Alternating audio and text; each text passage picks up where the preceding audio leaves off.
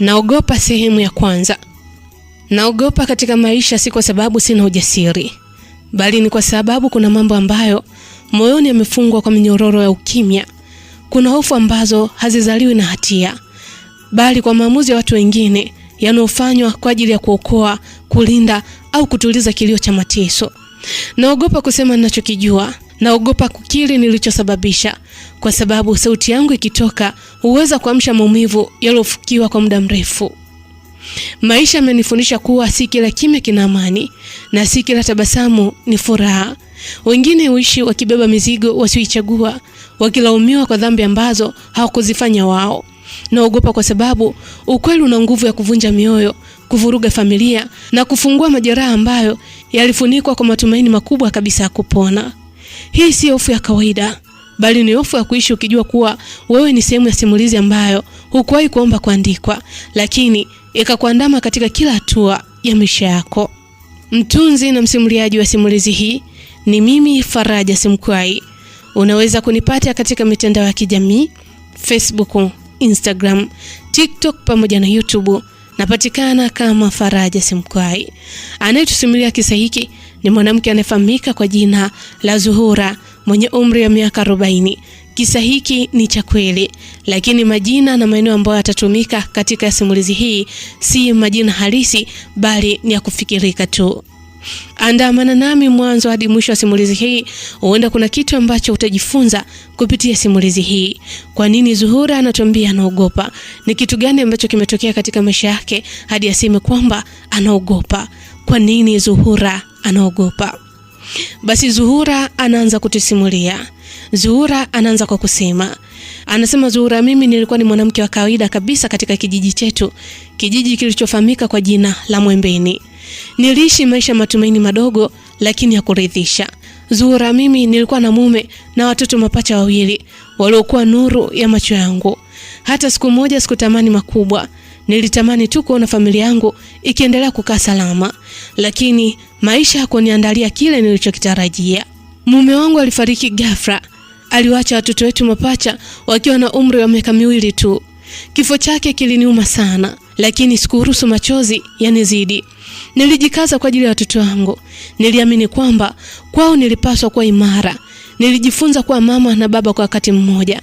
Nilibeba uchungu moyoni, lakini niliuficha nyuma tabasamu la kulazimishwa. Miaka 2 ilipita kwa tabu nyingi sana. Watoto walikuwa wameanza kukua, kuongea, kucheza na kuniita mama kwa sauti zilizonipa nguvu ya kuendelea kuishi. Zuhura, mimi nilidhani maumivu makubwa yalishapita ya kuondokewa na mume wangu, lakini sikuwa najua kwamba bado kulikuwa na giza refu mbele yangu. Kulikuwa na giza nene ambalo bado sikulitambua. Basi siku moja, bila dalili yoyote, mmoja wa mapacha yangu aliugua. Ugonjwa wake haukuwa wa kueleweka. Mtoto wangu alilia sana usiku, akanyamaza mchana, na kabla hata sijapata msaada wa maana, mtoto wangu alifariki. Nilivunjika moyo. Nilihisi kama dunia imenimeza ingali nikiwa hai. Kumpoteza mume ilikuwa ni pigo, lakini kumpoteza mtoto ilikuwa ni jeraha lisilofunga. Basi nikiwa kama mama, nilimzika mtoto wangu kwa machozi na vilio vikubwa sana. Nilidhani mateso yameishia hapo, lakini sikujua kuwa kifo chake hakikuwa mwisho wa yote. Na baada ya siku chache, yule pacha aliyebaki alianza kubadilika. Alikuwa akishtuka usingizini, alikuwa akilia bila sababu usiku, na mara nyingi alizungumza kana kwamba kuna mtu mwingine ambaye alikuwa anazungumza naye karibu naye. Alilitaja jina la pacha wake aliyefariki, maana pacha aliyefariki alikuwa ni Kurwa na huyu aliyebaki alikuwa ni Doto. Pacha akawa anasema kwamba anamuona Kurwa wake, anamsikia na kana kwamba anataka kucheza naye. Kila aliposema maneno hayo, moyo wangu ulipasuka vipande vipande. Nilijikuta naumia nikiwa kama mama. Mtoto wangu alikuwa anaweseka sana. Basi usiku katika maisha yangu ukawa adui.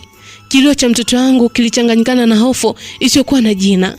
Nilijihisi kama kuna kitu ambacho kisichoonekana kinatuzunguka katika maisha yetu, yani mimi pamoja na mtoto wangu.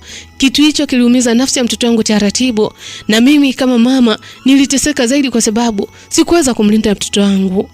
Hapo ndipo safari yangu ya mateso ilipoanza kweli.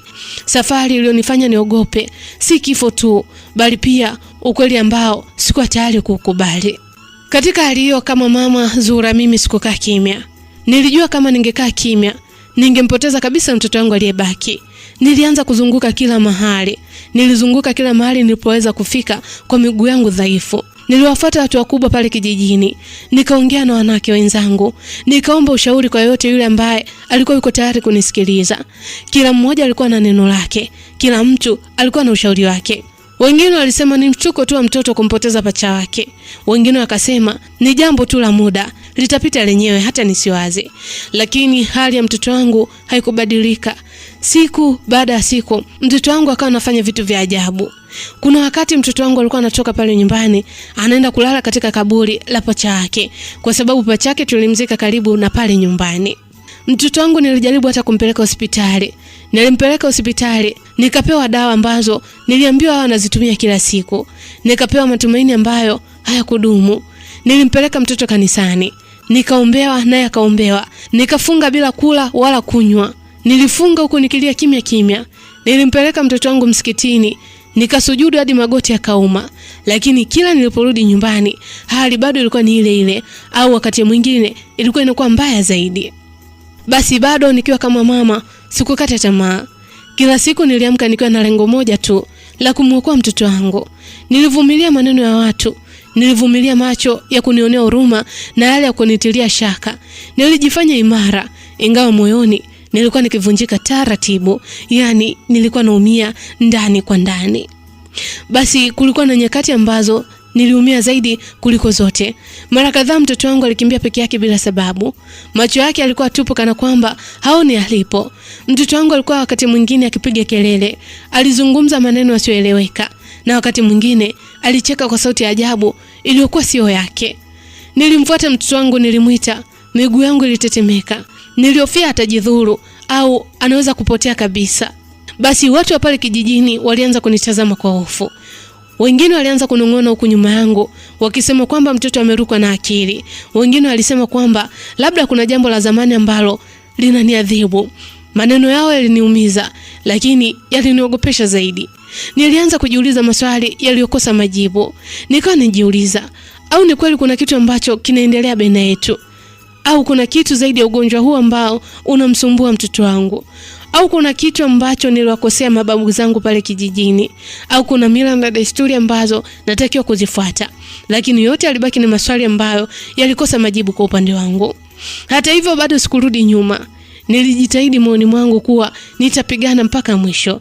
Kama ni mateso, nitavumilia, na kama ni safari ndefu, nitatembea. Maadamu bado napumua, sitamwacha mtoto wangu aangamie mikononi mwa jambo nisilolijua. Na katika maisha yangu nilijifunza somo moja ambalo sikuwahi kutamani kulijua. Nilijifunza kuwa binadamu anapobanwa na maumivu, anapokumbwa na changamoto, anaweza kufanya kitu chochote, hata kile ambacho awali alikiona kuwa ni hatari au kisicho na haki. Yani atakifanya ili mradi tu aokoe kile anachokipenda.